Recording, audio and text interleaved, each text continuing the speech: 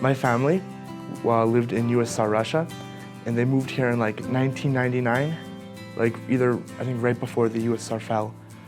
And so my whole family speaks like Russian, and Russian was my first language growing up. I have a very big family. I have 8 siblings, all of them girls except one brother. All my sisters are married and have children. They moved out.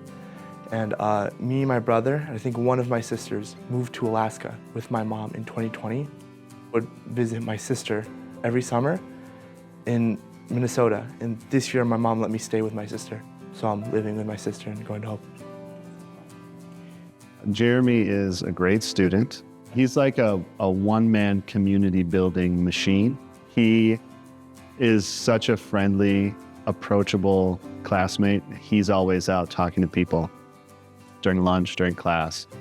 Just a very friendly, gregarious guy. Yeah, so in Alaska, it was pretty boring. I was alone a lot, and I went to a little like tutoring homeschool thing where I was there for like 3 times a week. But when I was younger and I lived in Green Bay, I would get like D's, and I would get a C, and my family would be like, "Oh, Jeremy got a C, let's have a pizza party." I almost got held back, but I didn't. And I don't think it was a lack of me not being smart, it was just I was really lazy. But being able to like be surrounded by other like-minded students who are trying their hardest really inspired me to like work harder. Now I'm like on the A honor roll, which is great. He's one of those students who loves to learn in class, but he'll stay after class and come up to me with a question, and he actually wants to know the answer. He's not just trying to get a grade or anything like that. He genuinely wants to learn. He's got a genuine curiosity.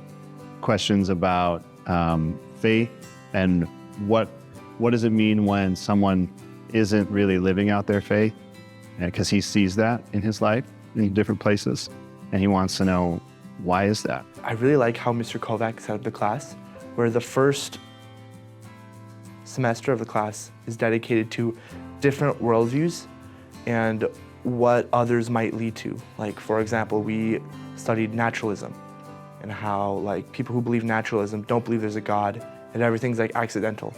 But then we talked about if you believe in that, then like the natural steps would be like nihilism, where nothing matters, like life is pointless, which is really sad. But throughout that, Mr. Kovac's like sprinkled in hope for the next semester. And then the next semester came, and now we're learning about like apologetics, which is like learning how to defend the faith and like why it's true.